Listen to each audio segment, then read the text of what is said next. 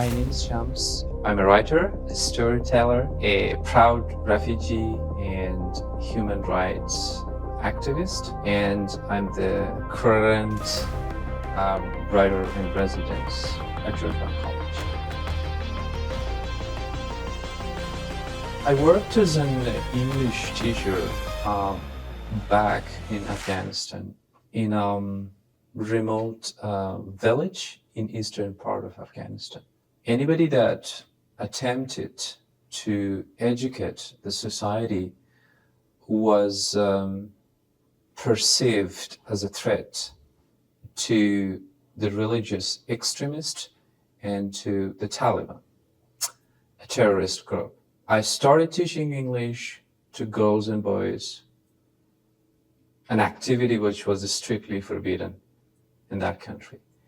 And in 2014, on a trip to Kabul, capital of Afghanistan, from my home district in eastern part of Afghanistan, our bus was stopped by Taliban gunmen, and I was reported for teaching English.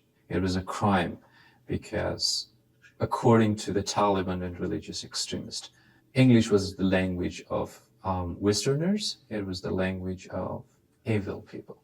I was nearly shot to death if it was not for the intervention of a woman, a stranger, who had been sitting next to me on the bus. She claimed me as her son and told the Taliban that I was not an English teacher. Through the bus driver, I found a smuggler who agreed to prepare my travel documents, and I fled to India, from India to Malaysia. From Malaysia, I sailed by a wooden fishing boat to Indonesia. We were nearly drowned in the ocean between Malaysia and Indonesia. On arriving in Indonesia, I thought UN was established to protect our basic human rights and to provide us with shelter. But I was refused to receive that help. And I was thrown out of the office. I ended up sleeping on the cardboard on the streets. So these are all the experiences that the first-hand experiences that I lived. I lived every layer of a hardship that we could name that really exists in this world. And there, my goodness, I was imprisoned for seeking asylum, which is my basic human right, for 3.5 years. For 3.5 years, I was inside a cell 24 hours. I was basically inside within 4 walls, big concrete walls topped with razor wires, CCTV fixed on every corner of the wall, monitoring every move I would make or other refugee would make inside the camp. Before I surrendered myself to that prison camp, in the UN refugee office in Jakarta, I was promised there would be better living condition. But everything turned out to be the opposite of what I was promised at the UN Refugee Agency office. The food quality was bad. We did not have access to recreational activities. In the beginning, refugees were not allowed to use cell phone, and we did not have access to, stationary supplies to get an education there. And we also did not have access to medical treatment.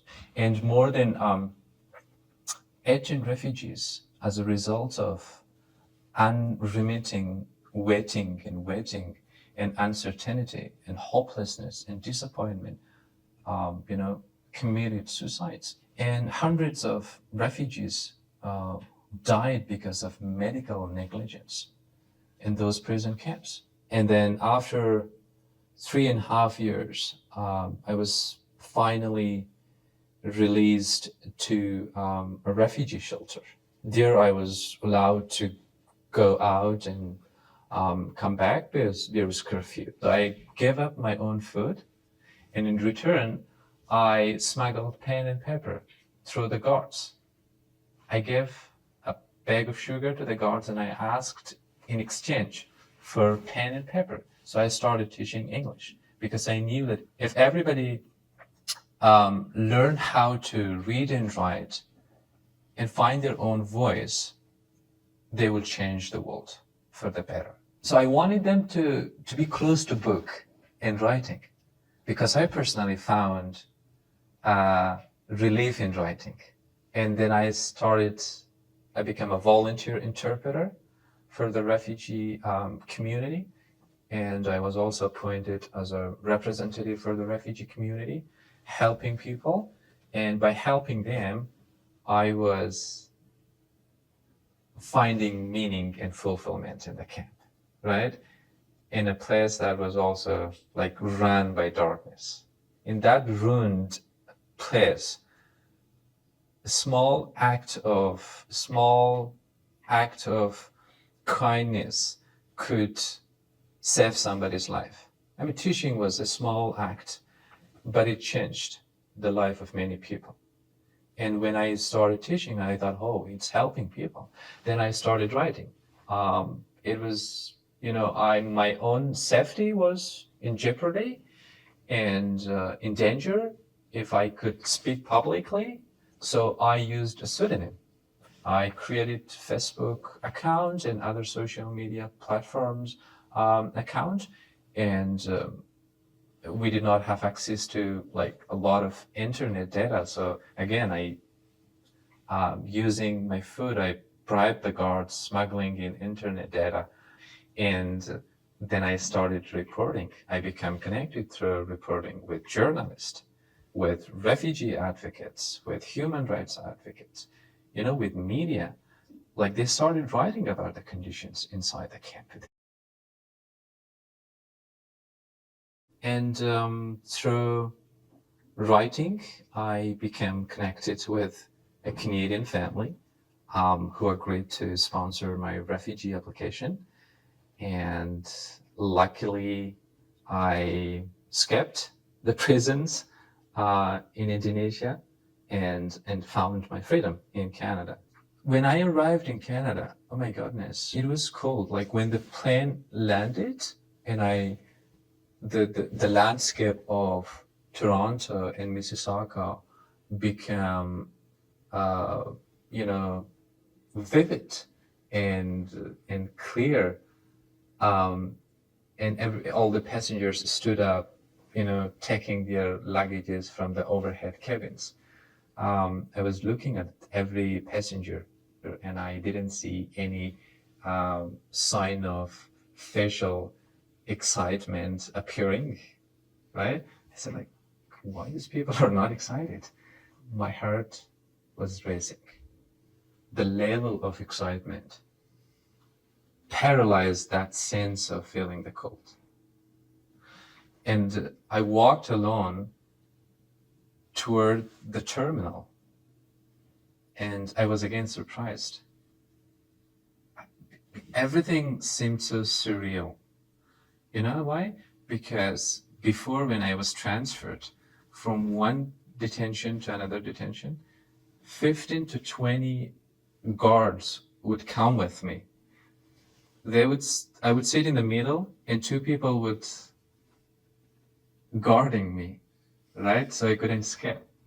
But that day, I was walking alone toward the terminal, and there was nobody accompanying me.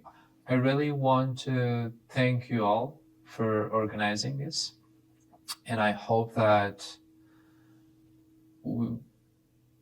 I strongly encourage workshop like storytelling workshops, because it is a way of helping the students to connect with their instructors, with their fellow classmates, and with the people in the college community and in Canada and around the world. I think storytelling helps you know your goals and know the problems of other people and your own problem. And by sharing it, you find solutions.